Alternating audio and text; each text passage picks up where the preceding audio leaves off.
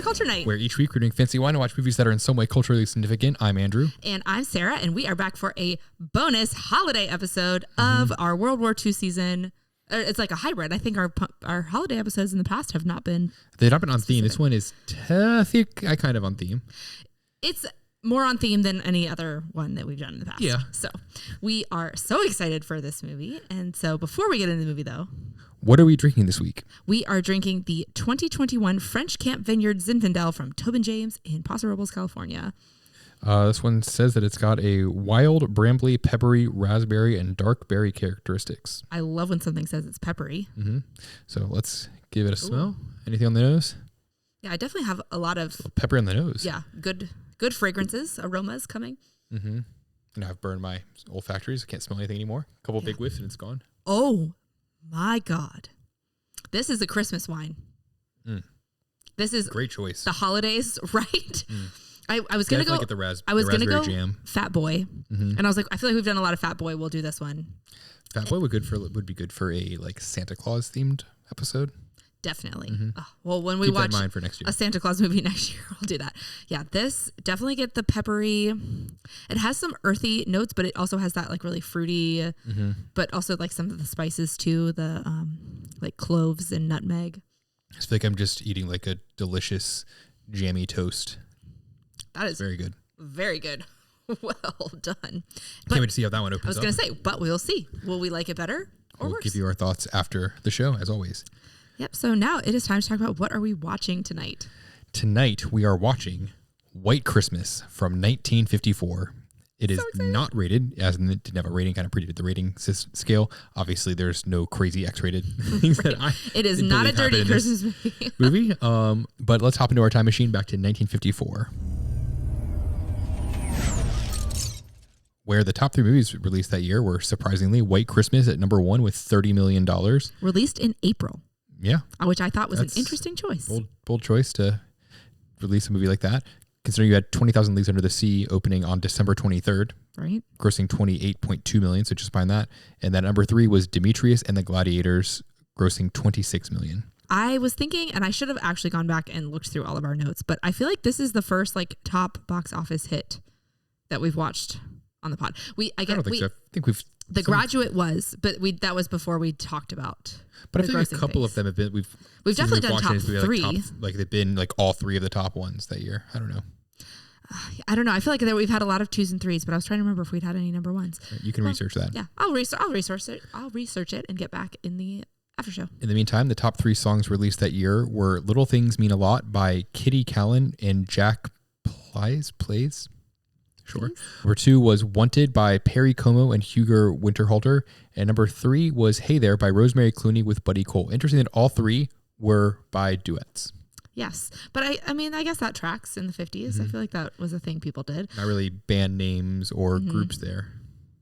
Yeah, I can tell you I don't know a single one of those songs. So, back to White Christmas. Have you seen it before? Yes, I have. For those of you who are watching on YouTube, you can see my sweatshirt is White Christmas themed because I love this movie. It is a movie that runs deep in tradition with my family. My mom and I would watch it every year when we baked Christmas cookies. I love it. What about you? I had seen bits and pieces of it. We had it on VHS growing up. I didn't really watch it all the way through. It's kind of long, and as like a little boy, not super exciting for most of it. So I didn't really watch it all the way through until you and I watched it in theaters a couple years ago. Oh, I didn't realize. I don't think I realized that was the first time you like really.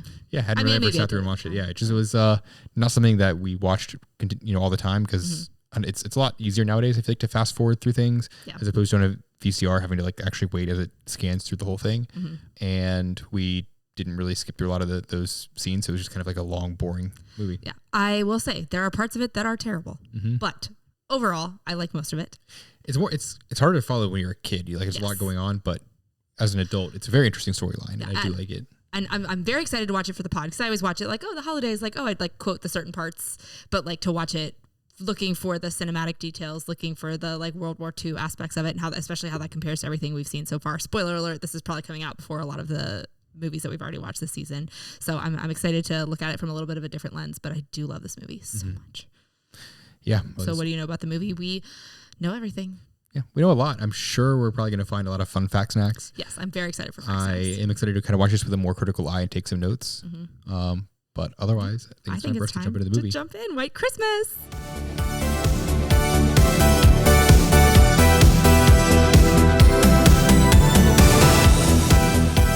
Hey, cheers. Cheers. Welcome back. We did it all in one night. I'm so proud of us. Yes, it's been a while since we've done one night. We're getting older. Yeah, but no, we are actually getting older. That's the fact. Are generally very long. But the World War II movies are like 2 hours and 45 minutes sci-fi? plus. Yeah, sci-fi was long too. But we've just been, the rom-com season was all like an hour and a half. Not Pinot Noir. The Pinot Noir season. The best season.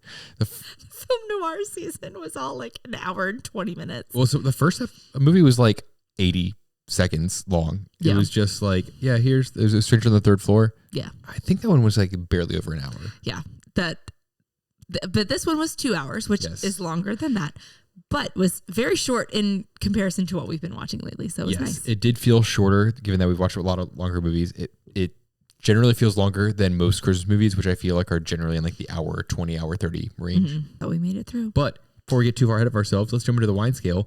Our wine scale is a 0 to 10 scale. However, this scale is heavily weighted because all the wines we drink on this show are very good. So a low score does not necessarily mean it is not a good wine, because all the wines we drink on the show, as I said, are very good wines. That being said, I'm going to rate this wine an 8.8. Man.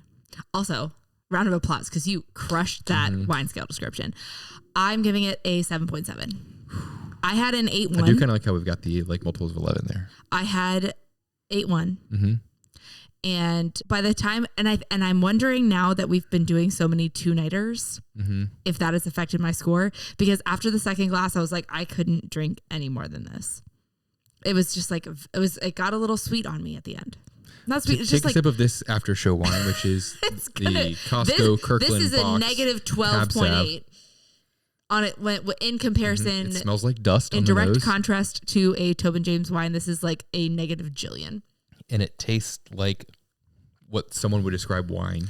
It's like just being like a. It's like when you grow up in Switzerland, who is known for making chocolate, and then you come to America and you try Hershey's chocolate, and you're like, is this chocolate? Or you try that like no name brand from CVS, and you're like, I guess this could be like generic holiday chocolates that are like bell shaped or eyeball shaped. It's like, oh wow, this is really bad. But when you have this in isolation, it's fine. But in direct comparison, it is very bad. The Kirkland box of wine is a good box. It's crazy how big of a step down it is. Not sponsored by anyone in any way on this podcast. I'm just saying, like, I think this wine, this 2021, it was very good. Tobin James French Camp Zinfandel was very, very good. I mean, I had it at a high 7. It was almost an 8.1. The end of the second glass, I was like, okay, I have to bring it down a little bit, because having 2 consecutive glasses felt like a lot. Right. I do think it would be hard to have a lot of it, like just like if we were killing 2 bottles in a night, one of those kind of nights. It was a real Christmas party kind of night, but I had a good amount, and I very much enjoyed every sip of it. Yes, I did overall enjoy it. If you see this, seek it out. It's pounce on it, because it's fantastic. All right, so now let's get into our movie rating out of 10. Movie rating out of 10, I'm gonna give it. I'm going to let you go first. I have not given this yet. You jumped in and I was like, oh my God, he's going to go before me. This is great. I'm going to give it an 8.3. Okay. You're going to give me like 5 seconds to think through this.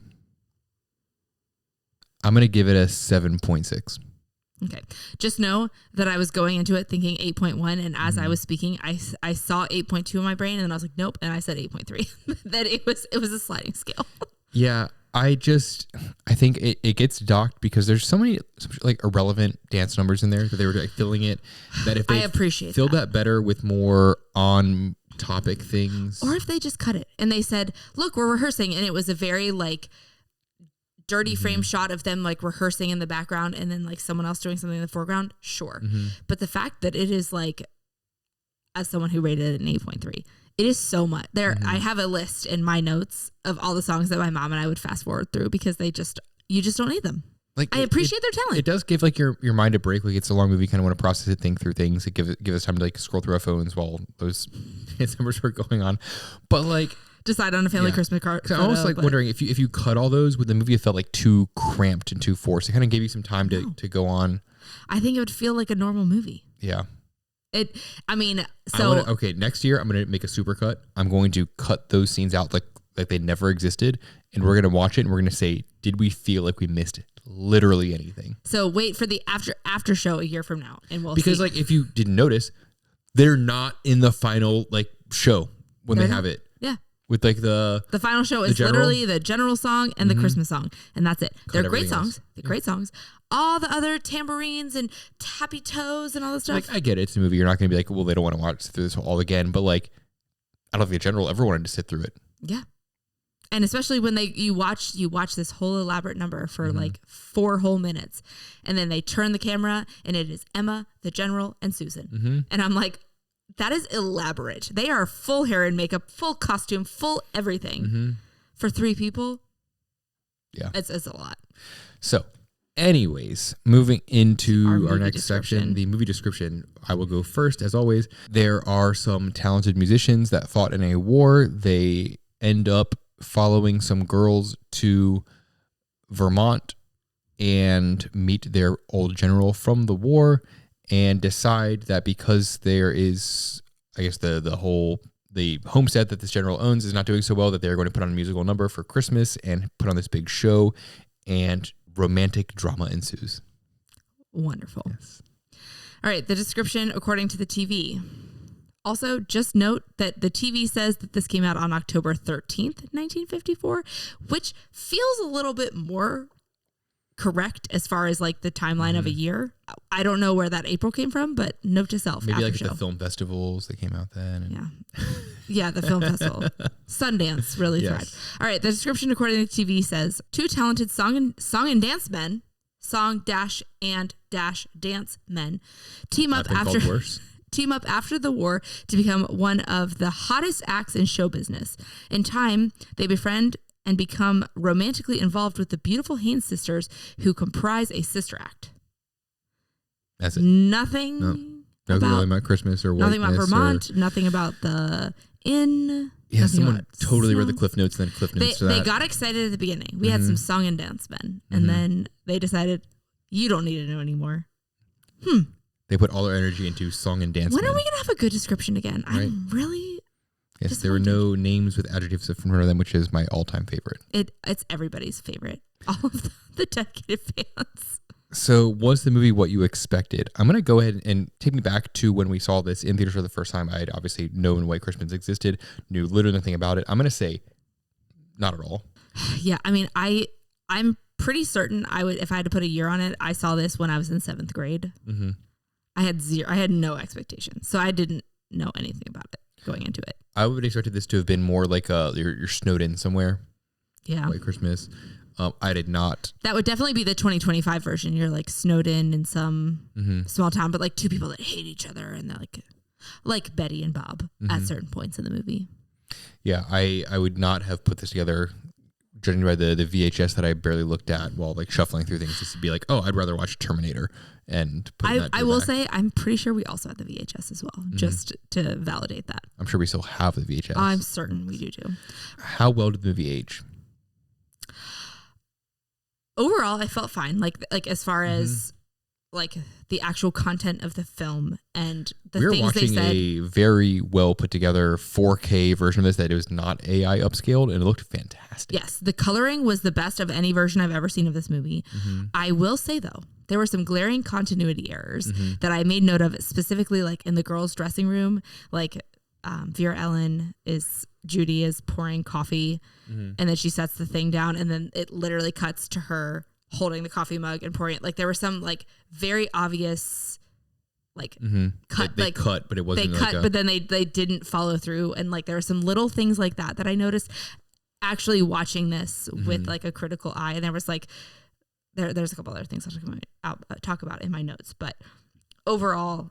Keep your mouth close to the microphone. Yes. Sorry, I can't read my notes because my vision is going. Yeah, I think. But overall, I think it did well. Yeah, I think I definitely noticed some of the things where it's like it was a clip and they immediately cut to like another take, but it was from the same perspective. And I feel like nowadays they would have been more like the edits would have been more from like slightly different or cropped in a little bit. Obviously harder to do when you're doing on just straight film. But overall, the fact that these things didn't have like a million takes and what you think of like modern day movies, I thought it aged really well. The storyline ages very well. I think you could tell much more in like a really upscaled version of this that they were on a soundstage for all of it. I didn't actually write this down, but there's something that I love about the fact that it is so very obviously on a soundstage, from the war scene at the very beginning to the inn to the club they're in Florida. Like everything is so very obviously on a soundstage, but there's also something so like romantically Hollywood, old school Hollywood about it. I love it. And I love that, but I also think they were really good sound stages. Yes. Like I saw it and I was like, oh, it's a soundstage. But the next like millisecond, I was like, oh my God, they're actually in the war, or they're actually dancing in this club in Florida. It like the atmosphere they put together somehow still, it's like, even though you see that, you know, they're not there. You just still love it. And you're like, oh, clearly they're here, like in this World War II, broken down, ruined town. And I don't know how, like when I really noticed it was a soundstage, obviously I've seen this movie a lot. I first saw it in probably like 2002, 3, 4, somewhere in there. And so that was 20 plus years ago. But it was, I mean, maybe just in the last like handful of years where I was really like, oh man, like it's not as like in the war. And maybe it's because I was watching it on a VHS or like the quality wasn't so great. And this was a very clear like version of it.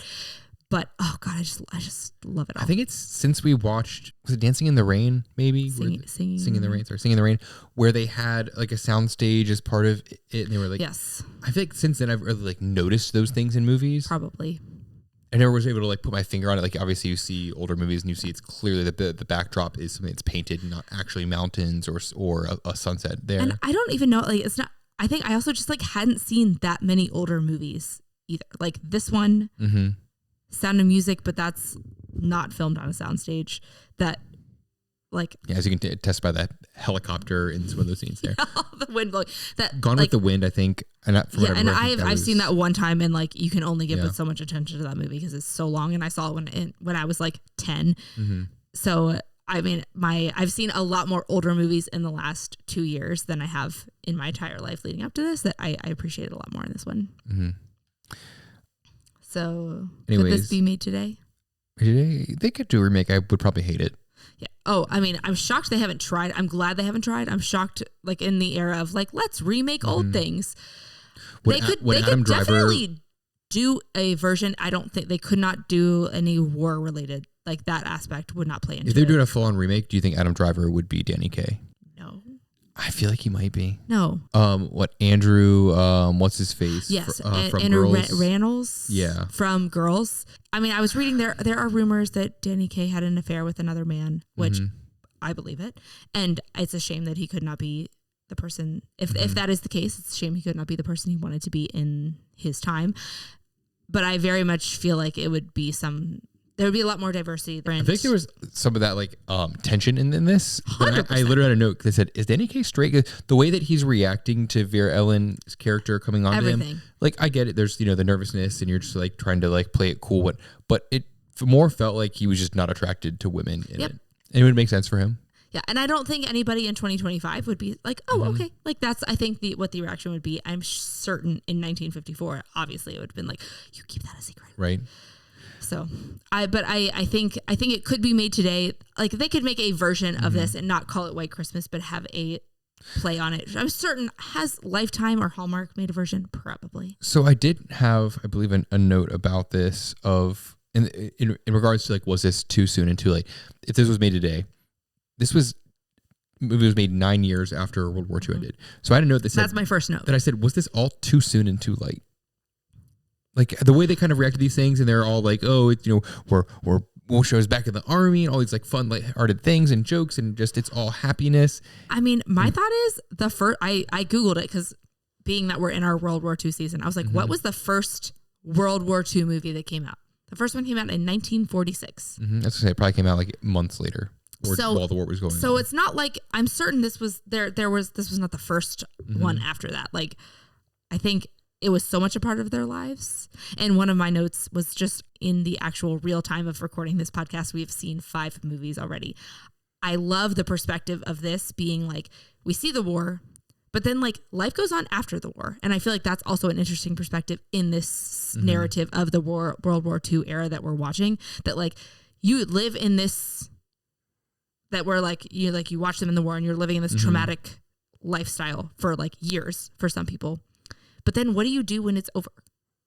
Like, and like with Patton, what would Patton have done? Right. It's a really interesting story. I just feel like it's so soon after the war that like in chronologically, this was being made. This would have been first in our season if we were doing this chronologically. Yes. And part of what we wanted to get out of the season was how did this story or the viewpoint of how we viewed World War II change over time. This one just seems like it is so far forward of like, oh, we're already to the point of like being lighthearted about it and romanticizing some of these things. And it's like, oh, you got injured by a bomb, but like it was or something that like hit a wall, but it's, oh, you just got a small scratch and it wasn't actually an injury.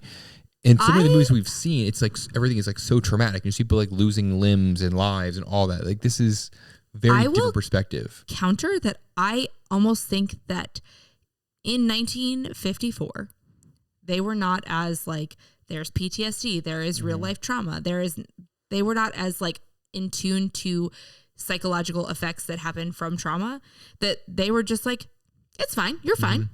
You went to war, you were brave, come home, move on. And I feel like this almost reflects that, what they were probably pushing anybody who was going through things. That's not to say the people who actually fought in the war were fine, because I'm certain they were going through trauma.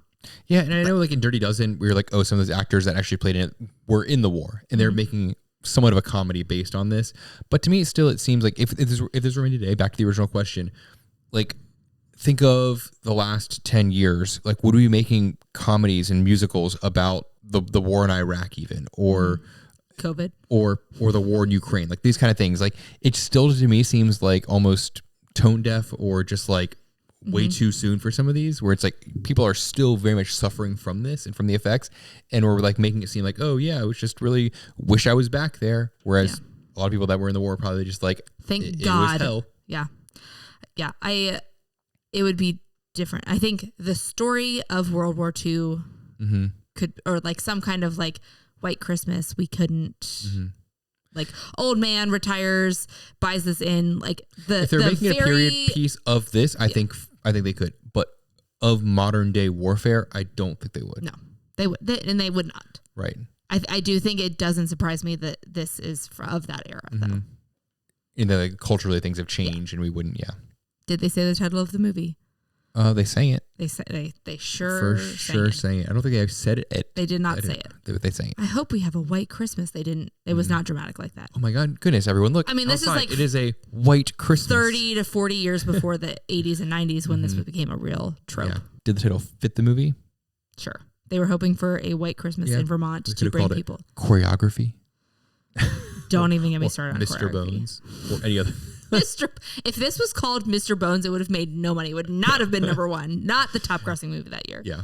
I think they were very much like the fact they sang it twice, and they were very much latching on to that. Yes, it fit the movie. I can't think of a better title than that. Does the rating fit the movie? It was not rated. Could you make a case that it's a Christmas movie? I mean, if you really like, yes, like really seeing, clearly. Were there any actors that went on to do bigger things? I think wasn't that one of the dancers? Didn't he go on to do like West Side Story or something like that? I think that main guy that you were like, and this guy out of nowhere. I think he was in West Side Story. I think you're right. I always hate when he comes in because I'm like, out of nowhere, not explained. Like, is irrelevant to everything else. I believe he went on to do that. Otherwise, Danny Kaye and Bing, I believe, were pretty high in their career. They were old. Yeah. They were, can I just spoil it? Say it, yes. They were 51 and 43 in this movie. And Bing Crosby was older than the general. Yes. Is older than the actor that played the general. And yes, Rosemary Clooney was half the age that Bing Crosby was, and they were supposed to be lovers. Yes, there was a lot of age issues in this. Vera Ellen is the younger sister, but she is 7 years older than Rosemary Clooney. We won't even get into all those details, but yes. Yes, so actors doing Rosemary Clooney, I think it was big. Vera Ellen didn't she went on to do more. Vera Ellen, I think, was kind of in the height of her career at that point. Yeah, and she kind of stopped acting in 1963, so there was not a whole lot after this. Yes. What impact do you think this movie made on pop culture? I mean, I think it's kind of like the classic Christmas movie. I wonder if people today would talk about having White Christmases as much as they do now, given that White Christmases, I think, are not as common as you would imagine based on Hollywood portraying it. You know, all these Hollywood studios making films in California, in Hollywood, in the as if they ever get snow there. Right. Talking about White Christmases. And I mean, the fact that this song was in Holiday Inn and then they made a movie from it. So it was also like taken from something else and turned into an entire movie. And now here I am sitting wearing a shirt that I bought on Etsy about this movie a jillion years later, not a jillion, but like 70 some years later, that like, it's definitely left a mark for sure. Yes. It's still being played. It's still loved, and aged fairly well. Yeah. I literally looked at him in the first like 20 minutes and I was like, I am so happy right now. I can't wait till our kids can watch this. Yes. Do you feel cultured after watching it? I for sure feel cultured having seen it in its entirety, not necessarily tonight, but in general. Yeah. Yes. Yeah. 100%. All right. Do you want to go first or do you want me to go first? I will go first. Okay. So my first note was that this is another movie where you get what you came for in the first few minutes. I think that was kind of like a recurring theme in the first season of Culture Night, where the big scene or the big moment happened. Obviously, they sing White Christmas at the end. That's the big crescendo. But they do not waste any time being like, oh, we've got like 30 seconds of credits, 30 seconds of exposition, and then Bing Crosby singing White Christmas at the war. Yep. They don't waste any time there. My next note was they talk about having to pay $660 or even $880 to see him. And this is why we love you on the pod. And that would have been the equivalent to $124 or $165 between the $660 and $880 in today's dollars. So like $6.60 is $100 and some dollars. Yes, you're like, oh my gosh, they would have paid $124 or $165. I hate it here. Jeez, that would have been very expensive to see someone perform. Unless you had really good seats. My next note was, as we mentioned before, it's actually a really good soundstage because, like, yes, you see that it's a soundstage, but you get right back in the immersion right away. Did a really good job with those. My next note was that $200 they talked about for the landlord. Okay. Chasing them. Yeah. They have a fine. In 1954, which I assumed like it was more present day, so I did $1954 would be equivalent to about $2,400. So the landlord that was after the sisters was chasing them down after $2,400 worth of damage that they said from like a burn mark somewhere. Or something. But also, how is that landlord able to get like a warrant for their arrest? That quick, I'm I feel sorry. like there would be a lot of like back and forth dispute before. Nowadays, I feel like there's a lot more protections for renters and things. But the fact that this guy was able to be like, oh my gosh, they burned something in my apartment. I'm going to call the cops and he's going to come arrest them that night. And then the cops going to be like, sure, I have to do this right now. There's something more important to go on right now. Yeah. My next note was I totally thought the housekeeper was the general's wife the first 2 full times we saw this movie. I believe it. Like when she has so much the energy of a wife that I kind of wish that she was his wife and not just that, and like the wife and the innkeeper and not just like the innkeeper. Like it's a weird dynamic, especially given that it's the 50s. They never mention anything about a wife. But he has a granddaughter, right? And they never like mentioned it again. Really, it's just because my housekeeper. She started about how like it took thousands of men, 15,000 men to replace me. And it weirded me out when like Bing and Danny Kaye like kissed her at wherever that scene. I was like, oh, that's the general's wife. That seems like a bit, but like being the housekeeper, it's a bit different, but still weird. Yeah, it was weirder to me watching it this time that Bing Crosby tried to go back to kiss her again. I was like, bro, you have Betty, and you think like, I mean, is Emma more age appropriate? 100%. Yeah. But it's a weird scene. Yeah. We need to look at how old she was for this. My next note was I need to know the timeline on this movie. Right? Like, so they get to Vermont and he's like, it hasn't snowed since Thanksgiving. So we're clearly at least several days from Thanksgiving where we had time. He said it was completely yesterday. Melt. So I'm going to say like it was at least 5 days from Thanksgiving. Yeah. Probably like more than that. And then later they're talking about it's just still 5 days until Christmas Eve. I want to know how they had time to get all this stuff to New England, set up the stage, do all the rehearsal, for Betty to go back to New York, pick up some sort of gig, start performing a couple of nights, and then come back and still be in time for Christmas Eve. We all have a lot of questions. I agree. Like I just want someone to have drawn out a timeline to be like, here's how this could theoretically fit, or here's why it doesn't fit. Because to me, it seems impossible. Yes. Emma, the housekeeper, is a year older than Bing.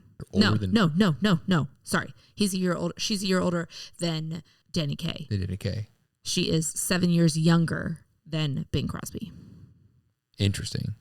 But much older But she looks older than Bing in the movie. Much older than Rosemary Clooney. Yes. 18 years older. Yes. That's Yeah, wild. You really need a chart of everybody's ages in this because it's wild. Alarming. They're really hoping that the shitty quality of the 1950s just masks all of that. Yes. My next note was that the general talks when he gets the letter. The letter. The way that he talks about rejoining the army, he talks like a man that's being catfished. Where he's like talking about, he's like, oh guys, I've got this person, and you're almost expecting him to be like, oh, and I had to just wire her like $60,000 in Bitcoin. Like the way that he's talking about it, some Nigerian prince, and he's gonna just like give him his money. He just feels like he's the classic like boomer of today, where they're just like, you don't understand. There's a great thing I've got going on. I'm gonna be the training person in the army again. Yes, even though I'm like apparently too old. All I had to do is pay them $40,000 sight unseen. Like he just the way he seems so happy and so like naive about that I'm honestly shocked it was a real letter from the army in that case. Right, especially because he was like retiring from the army in the middle of the war. And then they actually have a cake in the film that shows 10th anniversary of this group. So they are acknowledging that it is a full 10 years later. So like you retired and then 10 years later, you're like, I'm going back. But I mean, also they want me. I feel like that's such a dude thing to be like, I can't stop. I got to keep going. Don't know what to do with my hands. My next note was, why was the other dude, like the actor who was in West Side Story or whatever, why was that guy not played by Bing? They're doing a bunch of these like choreography things, and they've got another dancer there with Danny Kaye. Could Bing just not do those moves? Why did that scene need to be there? Why does this guy have to exist? Because he's not really in the big crescendo scenes. To me, it's always going to be like why? Yeah, or was he more a part of the original show? So they were he's really yeah. And he has no spoken lines as far as I know. Just. Yeah. This dude's really good at dancing and she's really good at dancing. So were they using this to like kind of springboard his career? Like I've got some questions there. That sounds like a after show deep dive for you. Next note was about Danny Kaye and his sexuality. Next note was that I would run through a brick wall for the general. Right? Like he just seems like a guy where you're just like, I don't want to let this guy down. He's looking out for me. I want to look out for him. Right? Like they sing the song, but you're just like the more you see of everything he does, you're just like, I don't know what you're doing, man, but like I just want to work for you, serve under you, just like whatever you like your direction is. Like, yes, I will lead an army through that. And his like sweet eyes when he sees Bing and Danny for the first time when they come into the inn, and he's like, oh my God, people who like drop their suitcases to salute me, like. And like at the end when they're singing the song and he's there with all of his group there, like tell me anyone wouldn't be bawling. Do you just be like to feel that loved by that many people who dropped all of their Christmas plans, not just like a Saturday in February. I mean, like, it's a lot to ask to be like, oh, do you want to come to this like beautiful, in lodge on Christmas Eve? But I would drop everything to go to Vermont for Christmas. Oh, yes. To a cozy inn. Sure. But like the power of that, like everything that the general does, you're just like, he listens, he understands, he cares for the people that are like, with him, and he doesn't see himself as being above them. Like I would run through a brick wall for that man. Would you follow the old man wherever he wants to go? Wherever he wants to go. As long as he wants to go. Yes. Opposite to the foe. Next note was, it was such a dick move for Betty to not talk to her sister before going to New York. Right. I think that I have a note. I was like, if we had just communicated, but also like, how would she not sit down and be like, hey, Judy, guess what I just heard? If you're sisters that travel the world together as a singing duo, you probably tell each other things. And it's not like today where you just be like, oh, I'm doing this thing. And she like texts her later, hey, where'd you go? She's in New York. Like she have to send a letter. Yeah, she wrote a note, and we watched Vera Ellen's like fake looking hands hold a letter for 45 seconds so we could read the note. Like I feel like if I overheard that, I would my immediate reaction wouldn't be like, oh, let me run away to New York. It would be like oh my God, did you hear that this, like she's gonna let her sister be swindled into this whole thing too? You wouldn't be like, hey sis, apparently XYZ is happening, let's get out of here. And she'd be like, oh no, you've actually heard this. Like, and if I was Vera Ellen, I'd be like, well, clearly she's been kidnapped because we did not talk about this. She's been really happy up to this point, and like, oh my God, what did Bing do to her? Is she being tied up somewhere? Like, it's so weird. And they're just like, oh yeah, she must have gone back to New York. That's crazy. Yeah. But also like, why wouldn't Betty have talked to her sister? Like, why would you be like, oh, Bing is really fucking this shit up. I'm gonna leave my sister to be involved in his fuckery, and I'm gonna leave on my own. Like, they didn't invent communication until like the 2020s, I guess. 100%. Crazy. Next note was that Ed Harrison really feels like he should have been a real person. That I watched every time, and I'm like, oh yeah, the Ed Harrison show. Like it was not a real thing. It should have been.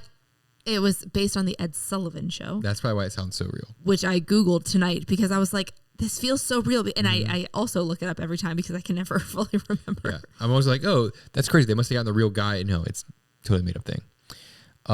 Next note was that I'm surprised after the show where Betty sings in New York that she actually came out to talk to Bing and wasn't just like, I'm not going to be time of day. Yeah, especially because she had to sing the song that she didn't want to sing. And then, well, I'll sit down with you. Yeah, I'm telling myself that it was because like she actually did love him and was like, oh my God, he came all the way out here to do this. I'm going to give like to see. But then when you mentioned something else, I love your romantic heart. But it still seemed like a stretch. My next note was, what is a major general? We talk about like knowing the ranks. I thought about that the whole movie. Well, that private will become, or that sergeant will become a private in the morning, and I'm like, sure. And they reference rank so many times, and I was like, we've talked about this during this season, and we don't know. I'm like, I thought I had this down. I was like, I thought I went to general, and then like get stars and whatnot. Now there's a major general. Where does that fit in there? Is that like above or below it? So now I've got to look into that again. One day we'll actually look into the rankings. Next note was this all too soon and too late, which we talked about. My last note was 2 bartenders. They have 2 bartenders for the whole party. At the very end, you see, like I'm watching as they're panning out, they see 2 bartenders there. I'm like, you've got an entire regiment or however many people, like 100 some people. There's definitely over 100 people. All their spouses there. And you're telling me 2 bartenders served all that. And not to mention all the people in the show that didn't get to perform, but that were there. And you said 2 bartenders. Like, where did they cover the logistics of like, how are we going to feed all these people? Who's going to be like making sure that like, do they have all the actual lodging and everything set up for these people to actually stay there? Because I'm assuming they're planning to stay at this big lodge. They never cover that. And it kind of like breaks the reality for me, but it's a valid point. I'm kind of a logistics guy. I appreciate it. Concerned, but hopefully they figure that out. No one was too thirsty or too hungry, or that no one had a place. They were not 2 blondes stealing their bed from them. We'll see. Anyways, onto your notes. All right. So to start my notes off with, so my first note was less than 10 years after the war, which we've already talked about. My next note is I just love Danny Kaye in this movie so much. We have seen him in Wonder Man. Wonder Boy. Now, you have me confused because you have convinced me it's Wonder Boy, but it's Wonder Man. That's the only other thing I've ever seen him in. So I cannot really attest to his career outside of this, but his physical comedy is so funny. His facial reactions, his especially in the dressing room, the things that he said, like, oh, old freckle-faced dog boy, Benny Haynes, like just like all of his quips are so funny. Some of those one-liners are fantastic. I just feel like I would have gotten so tired of him, but I get it. At the time, he was probably like the funniest thing ever. So great, so talented. Like I love that. But I think I can take him in little bits. Yeah, I appreciate that for sure. But watching this once a year for 2 hours, I'm just like in pure heaven because he is so funny.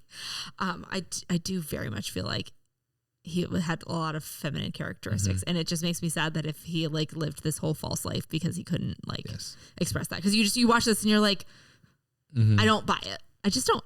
Okay, so my next note is continuing on the Phil Davis trajectory. He hurts his arm in the war.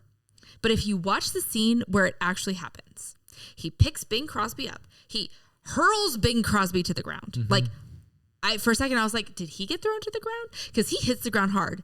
And then some like light-looking debris falls on his arm. And then they're sitting on the ground. And he's like, oh, I've hurt my arm. There is like almost no damage done to him in the actual scene of the movie. So do you think after all this that he's actually milking it? I mean, a little overdramatic. He milked it from start to finish. But I mean, like if you like, I don't think I'd ever really paid attention to the scene before of him. I'm like, oh, he, like the wall falls, they get hurt. But actually watching it, I was like, I don't think he really got hurt at all. Like, did he get hurt at all? Because I don't even think there was any fake blood on his arm. Like, I think it was all just really fake. So it was really interesting to like actually watch that. Now, when you see like an alternate take on this, a remake where they play him out to be a complete psychopath that's planned all this from the very beginning, and it ends after the White Christmas with a Red Christmas. Red sequel. Christmas. Yep. I won't say any more. I don't want to get copyrighted. Right. Okay. So my next note, the war ends and they're showing like the clips of them like becoming their rise to fame and just their like style of entertainment.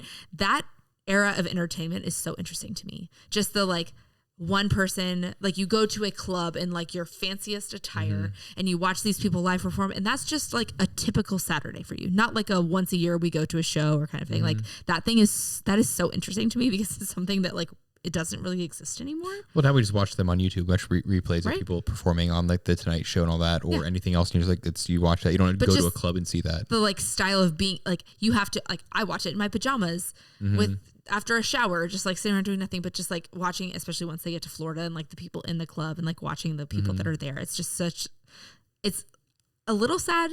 It sounds exhausting, honestly, maybe because we're parents and we don't have much more energy, but I'm just like, oh man, that like is definitely a cool era of entertainment that we 100% missed out on. And then my next note is Doris with the heart eyes emoji, because Miss Mutual, I'm sure, is it. From the first time I saw it to now, it makes me laugh every time. All of her lines are so funny. The fact that she says mutual, I'm sure, multiple times is so funny. I need to keep that in the bag for when I meet someone I'm just like not too thrilled, or they don't like say, and it's totally not an appropriate response. Like I just want to respond to that and be like, mutual, I'm sure. But you have to say it like really nasally. Like she is the worst, but... And you're like, why on earth would Bing Crosby like this girl? Like, she sounds horrible. But, oh, man, I do just have a soft spot in my heart for her. Okay, my next note is the choreography between Bing Crosby and Danny Kaye when they're in the dressing room after their show. And they're, like, throwing the hat and catch it and putting it away and, like, taking a shoe and throw it and catch it. There was so much back and forth. Choreography? Yeah. So I said their choreography was incredible. And I write this note, and I kid you not, like 3 seconds after I write this note, I look up and Danny Kaye throws like a shoe polish brush to Bing Crosby and he drops it on the ground. One take. That's all we get. One take. Not as impeccable, but just like their banter was so good, and the fact that they were able to like have that banter that felt very casual, but like also the choreography of like also getting fully undressed was very impressive. I really just like appreciated that from like having to actually plan that and time it was all just very well done. Okay, so my next note is the 9 children. We've already kind of talked about the fact that Bing Crosby in this movie is 51 years old. If he's gonna have 9 children, I mean, it's not to say that he can't do it. I'm not saying people can't have children past a certain age, but like, I mean, as a man, he could have 9 children in 1 year, or sorry, he could have 9 children in 9 months. He could. As a man, he could have. You could have 9 children in a week. Well, they have to grow, but like within 9 months from then, or 8 months, 10 months, whatever. Yes, in 9 months you could have. Yes. Yes. But more likely, if you found a woman and had it the traditional route with one woman, the way that Danny Kaye is describing it, I was like, oh, in his 60s, so old, deep into his 60s, and he's not. And if he's deep in his 60s, how can he spend 5 minutes with young children? Right. But I do appreciate Danny Kaye wanting a massage. I just want 45 minutes all to myself. That is so the reason. Well, 45 minutes you go to a massage. You're gonna go get to somewhere, get your massage. You need a full hour and a half. Right. That's all. But I will say 45 minutes all to myself is something that you and I quote to each other constantly, and I'm obsessed with it. So the fact that we got to like watch it and talk about this was like, all right. So okay, I've already kind of touched on this. There was a lot of continuity errors in the girls' dressing room, even just like they were close up and then they were kind of far away, but she was still like back where she was before. So there was not as much attention to detail. I saw a couple times where it's like they cut and it's like they moved like half an inch and you were like, okay, it's just like another take, but like they said close enough. Yeah. Again, I've seen this movie how many times in the last 20 years, but I never noticed it until tonight. And so in the sisters number, this is the first time I've ever really noticed that Vera Ellen is not singing. Someone sings for her. And I knew someone sang for her. But like really watching it, I was like, the person who is singing when her mouth is moving would never come out of the body and the voice that she has. It was very like I was watching that and trying to determine whether people were singing. That's why I asked, like, do you think the band is playing? Then I had just written this note when you asked that. But then you look at the band and the pianist is sitting there just going like, people that are watching, he's just going like boom boom boom boom boom boom with his hands like as like just. Yeah, look at me, I'm playing clearly piano. Not playing along to anything. But I was like, oh, do they have like a boom mic over them and they're actually singing? And I think clearly not. I feel like Bing and Danny were singing. And Rosemary Clooney is a big singer. Vera Ellen was a dancer. Well, it makes sense they would have pre-recorded it because then they play the song over when Bing and boys are Danny burning are dancing.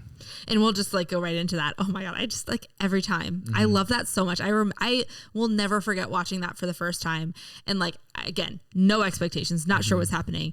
And you can tell they're breaking for sure. But then me as like a young preteen teenager was just like crying, laughing. And my mom and I were both just like laughing hysterically. My mom had seen it. It's as old as she is, like she's seen it forever. That like, Things are always funny when you watch something with someone that you find it's funny when it's their first time seeing it. So it's gonna be way funnier. Yeah, that I love that scene so much. It's so, and especially to just like really watch it and be like, is this one take? Like I can't wait to like, I've definitely looked into it before, but I can't wait to like look into the like, was that the only take they did? Or I know like, it was like not originally in the script; it was unplanned. And if you watch it, I think Bing like messed a couple lines when he's singing along to it or lip syncing along to it, which I appreciate because they'd seen this song one time before. So like theoretically the actual people would have seen it one time. Yeah. But I think that they'd probably seen it probably a couple more times. Definitely. But also it'd be like, oh, we're making this up. Quick, we're filming this. We have to dance and learn the number and do this and sing it. Like I can imagine why you would have made a mistake. And if you did it too many times, you probably would have lost the charm of it. Yeah, it's so good. It's so well done.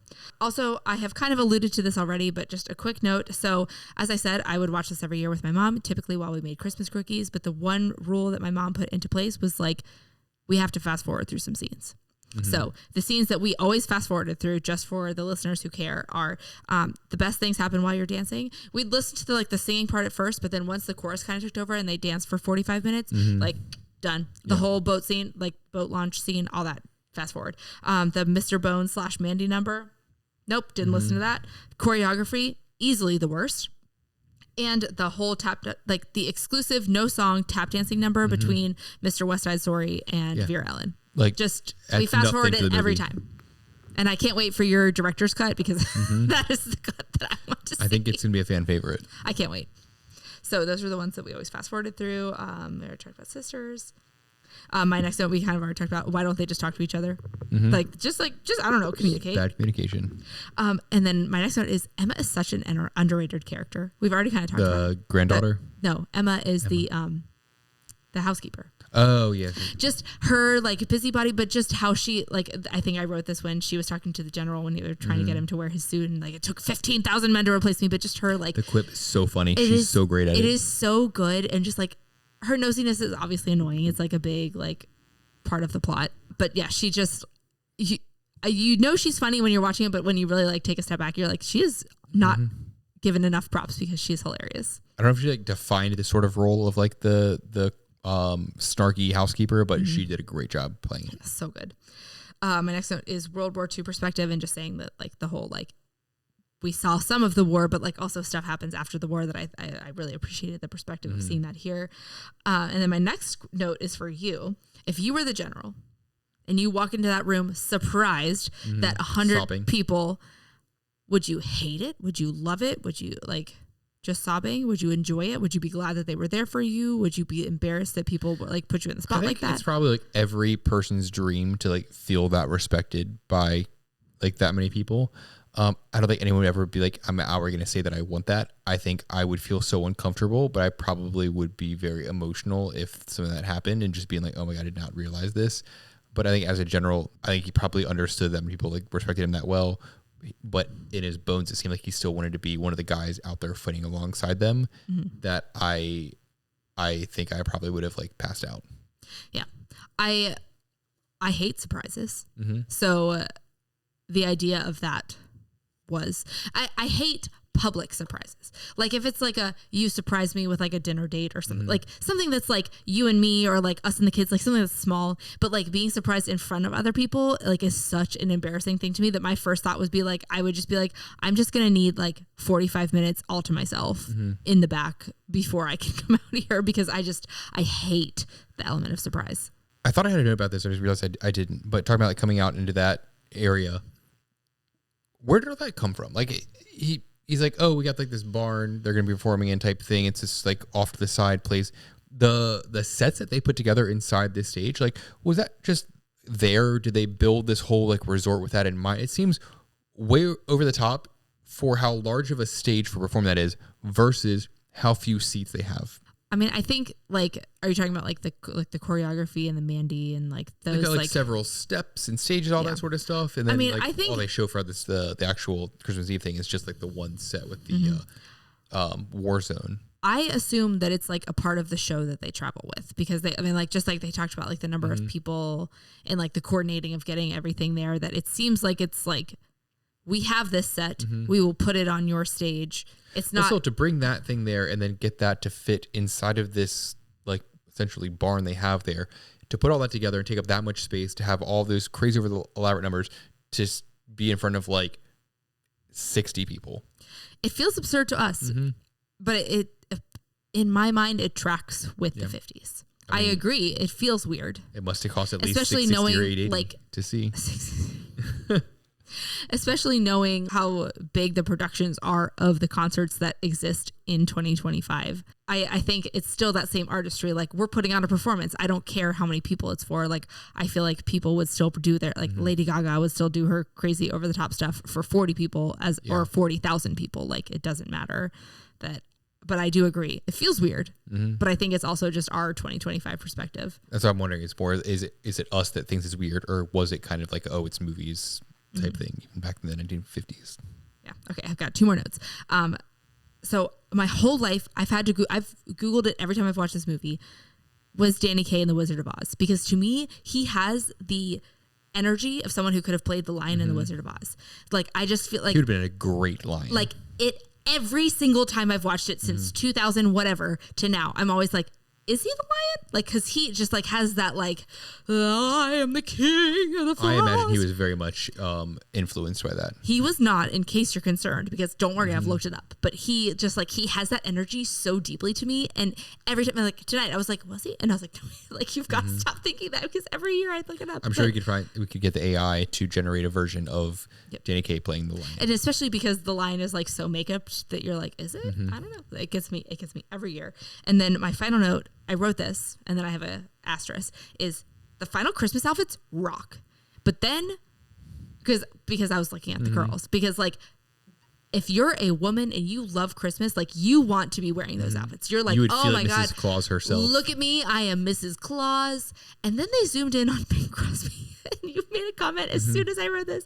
And the boys' outfits suck. And I was like, were these the women's alternate outfits that they're wearing? They are so they just don't feminine, fit at all, and feel like they're not the right size. And I mean, like, the bottom half is fine because it's like the boots and the Santa outfit, but the top is all like floral embroidered and just like the boys' outfits are not great. The girls' outfits are great. The ballerinas are beautiful. The boys in the choir in the back also outfits really suck. They blew all the budget on having it snow. They didn't know more for any alternate outfits. Yeah. So, but I feel like it's talking about like pop culture and like it being a cultural movie. There is nothing more iconic, I think, than, especially in the terms of like the Christmas movie, than them around that Christmas tree. Like, that is like Christmas icons right there. It is so great. I love it so much. So anyways, we've talked for like 100,000 hours. Yes. I think that wraps up my notes. Do you have any other thoughts? Not anymore tonight. We will be back in just a little bit with the Sultana segment. So we'll catch you on the other side. Cheers.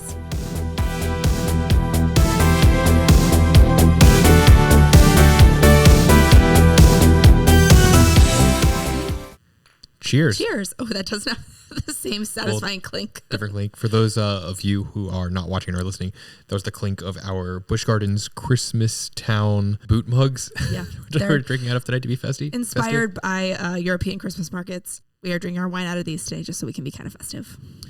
So anyways, let's jump into our Slept on it segment. So first of all, does your rating change after sleeping on it? You rated it a 7.6 and I rated it an 8.3. 0.6. I'm going to bump it up to a 7.9. Good. Because this movie is fantastic. I think I'm going to leave mine at an 8.3. I just keep thinking about like the Forrest Gumps and the Back to the Future, which I feel like are kind of like the Criterion collection of movies we've seen so far.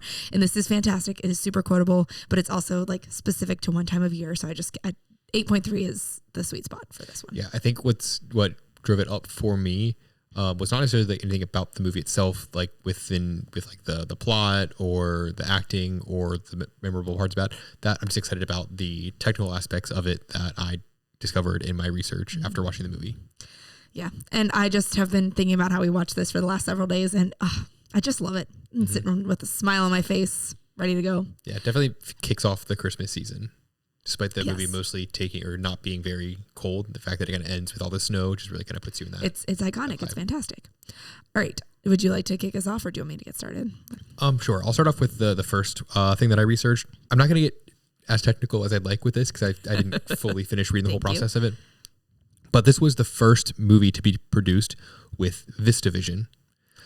I was wondering if you were going to say that. I did stumble upon it. I was like, I won't read into it because I know you'll look more into it. So we have seen that in the past. I've covered it. I've covered different things like what CinemaScope and other technologies for projecting images in previous seasons. I think like with Oklahoma and some other ones from older seasons.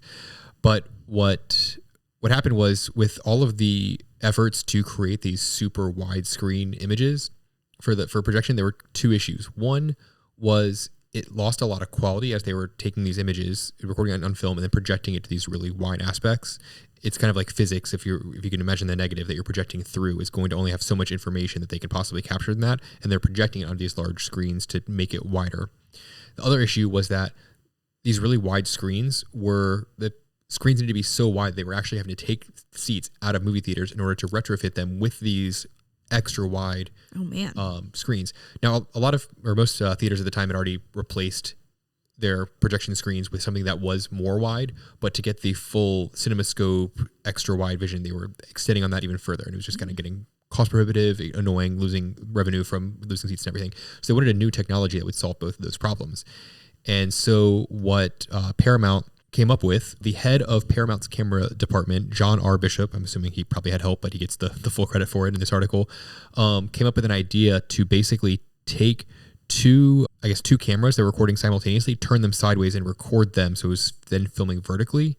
And so by taking the two wide screens and turning them on their sides, he was able to kind of get like a larger field of view. And he was recording on like two film strips at the same time, essentially. And so they had like twice as many, they referred to some sort of technology as the lazy 8. Instead of like having 4 sprockets to connect to the image, it was 8 sprocket width. The benefits of this was that it gave you still the widescreen format and feeling, but they added on the vertical layer. So you still felt like you were getting a wide field of view, but it was able to stack it and kind of give you more depth to the scene. It wasn't like you were cropped in and you were just looking left and right. You were given a widescreen while also seeing above and below. So think of the scenes in White Christmas where they have the band playing in the background. And you can still see them dancing in the foreground while still having plenty of room in the frame for that depth of field to have the band playing in the background, or the backdrop of these dancing scenes. It kind of makes more sense when you look at the sets that they had and how they were especially the like stage format is something that is very deep.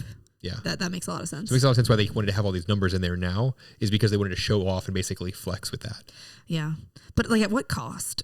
Right. But like you think about it, I'm like, okay, yeah, there's the scene obviously with the dancing sisters in the beginning, the scene where they go to the with choreography where they go to, but the scene where they go to the show in New York, whatever, to get the Ed Harrison show. Ed Harrison show, but after that, they go to, I guess, some sort of bar where the Carousel Club. Yeah, the Carousel Club where Betty is performing, and they have the kind of the band in the background. At various places you kind of see that. I am assuming also like with the opening shot in the in World War II to kind of give that perspective. So really kind of cool to have that widescreen with all of that, and it makes me appreciate the movie a lot more in that respect. Yeah, the note I had seen about it was like it was praised for being filmed in VistaVision, but it didn't give a lot of details. So I'm glad that you elaborated on that a little bit. So a little hazy on exactly how it technically worked, but you kind of get the gist of the actual output of that and why that was kind of so important.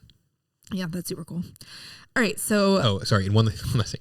And the way they filmed this is that they were able to get that widescreen effect without needing the additional wider screens so they could get more people in the theaters. Right. Make more money. All right, so my first note, a lot of my stuff is focused on like behind the scenes of the filming. Also, I really apologize. I don't know where my voice has gone today. I'm trying my best. So my first note is about the Sisters Act, we were just talking about it, and the one with... the version with Bing Crosby and Danny Kaye was not in the original script. It was just the actors goofing around on set, like making fun of the like fans and stuff, that they thought it was so funny that they changed what the scene was supposed to be because Bing Crosby and Danny Kaye were so funny acting it out. And the take that's in the movie is the only take that is continuous or like that they were able to get all the way through because they were laughing so hard through the whole scene that they... I did notice like one time where the lip syncing wasn't right, and I'm assuming it's because it was so hard to get through that without laughing. I wonder what the original scene was. Right. I liked knowing it's not like, oh, they were just kind of goofing off, or like they had to do it and they thought it was funny. Like it wasn't in the script. They kind of came up with it on their own, and then they changed the script. So like you said, I would love to know what it was supposed to be instead. Yeah, it's probably just another choreography number. Oh, God. Right. Lord help us. My next note, I'm going to do one more. So if you have watched any of our previous bonus episodes of Culture Night, you know that we did Holiday Inn, but which also was the original White Christmas song movie. And we might have even mentioned it in that, but the ski lodge or the inn that is used there is also the same Pine Tree Inn in this movie too. So they use the same set, even though they were filmed 12 years apart. I was going to ask, I was like, how far apart was it? 12 years. It's quite a big gap to at least what this article says. I didn't actually check the dates, but it was at least 10 years, which is wild. And the fact that like White Christmas, I guess, grew such popularity from that then they were like, hey, let's capitalize on this. Right. They should make movies out of most Christmas songs, in my opinion. Right. I'll do one more note, then you can do another one. And then on that same note of Holiday Inn, Phil Davis was originally supposed to be played by Fred Astaire, who co-starred alongside Bing Crosby in Holiday Inn. But this says it was shot 12 years after White Christmas. And at that point, he'd kind of retired and was like, I don't want to be in show business anymore. So then they had to kind of pivot because they were hoping to like reunite them. And then which would have been super awkward because they were on the same sets too, which I was like, I feel like people would have been super confused. But they next offered the part to Donald O'Connor, who was in Singin' in the Rain, also another Culture Night ding crossover. And he actually had to pull out because he was sick. So he was supposed to be in it and got some kind of illness. And that's how they landed on really sick. I feel like filming usually takes quite a while. They'd be like, okay, get over your flu. Must have been like a really... To be with Bing Crosby, come on. Yeah, but he pulled out. And thank goodness we got Danny Kaye because he is a peach in this movie. Yeah, they really kind of, I think I remember seeing that they had really crafted it around his skill set and his way of acting, and it kind of shows like he's in his prime in this. He is such a physical comedian, and they really tap into that, and it is fantastic. Chef kiss. I'll let you do another one. Okay. And my other note was another technical one, in that this was also the first to feature Perspecta sound, which is kind of like one of the first, if not the first, like surround sound type system, but it was very rudimentary. It's kind of clever, but it was very rudimentary in that it wasn't like filming on multiple audio tracks and playing like one track out of this speaker, one out of this speaker, one out of that speaker. It was you had three channels, left, center, and right. And what it did is when they were mixing, they mixed it with the left channel with a 30 hertz signal, which is inaudible to human ears, the center with a 35 hertz, and the right with a 40 hertz. So those are inaudible, so we can't hear them, but the system that is playing the music back is able to then use those signals to change the volume of those channels to give you the effect that it is surround sound. So when you're mixing it and someone's like talking left side of the screen, they would basically mix in the 30 hertz signal, and so it would make the left side seem a little bit louder than the rest. So you would think like, oh, she's talking out of the left speaker, or he's speaking out of the right. If they mix it with the 40 hertz to kind of give that effect, obviously it comes at the cost of you can't have like simultaneous out of both. You can't like pick various effects out of that. Like basically the whole thing is going to be a little bit louder out of the speaker at that time. So you get the kind of the mono. It's still a mono track. Everything is still the same in that aspect, but it was able to kind of fool and be kind of clever in that way. That's very cool. Watching it on a modern sound system that's not taking advantage of that, we don't really get that now. I'm assuming most systems are incompatible with that. Yeah. But it's kind of cool. However, they didn't keep the Perspecta sound system around very long because kind of those limitations, and it was viewed as an inferior product essentially, and they wanted the VistaVision brand to be associated only with super high fidelity audio, even though it's VistaVision. They wanted the audio aspect to be really high quality, so there's kind of like some complaints that it was like a cheap trick. So they only kept it around for like about 4 years. Oh wow! Before kind of retiring, but they basically used it for everything in VistaVision for those 4 years until it kind of fell out of favor. That's so interesting to hear, like what paved the way for where we're at now. Right. So it's kind of like a clever trick, really, when you think about it. But it can kind of make sense why there were like some clear limitations. But it's still, I'm assuming it probably still blew people away the first time they heard it. And they're like, wow, it sounds like she's really singing out of the left side of the screen. Yeah, for sure. That's so cool.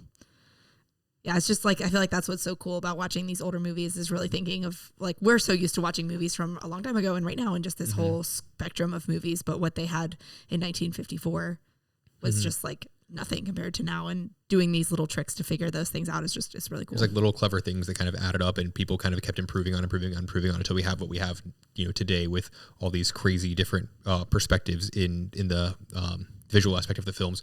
All the full immersive sound systems we have today all came from these individual steps and clever tricks. Yeah. Crazy. All right. So I have some more fun behind the scene facts, just a couple more. Bing Crosby's speech with Betty when they're up late eating sandwiches and stuff. That whole thing was almost entirely improvised by Bing. Oh, wow. Specifically the liverwurst and buttermilk combination.